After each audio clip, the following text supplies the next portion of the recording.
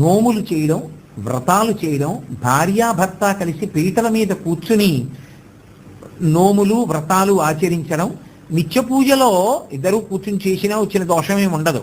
పీటల మీద కూర్చోవడం అంటే పుట్టింటి వాళ్ళు బట్టలు పెడతారు, అది ఏదో నైమిత్తికానికి సంబంధించిన కల్పంతో ఉంటుంది. అటువంటి పనులు చేయకూడదు. కొండలు ఎక్కకూడదు. కొండల మీద ఉన్నటువంటి దేవాలయాల దర్శనం చేయడానికి ఏడాది పాటు కొండ మీదకు వెళ్ళకూడదు. కొండ మీద ఉన్న దేవాలయంలోకి ప్రవేశించకూడదు.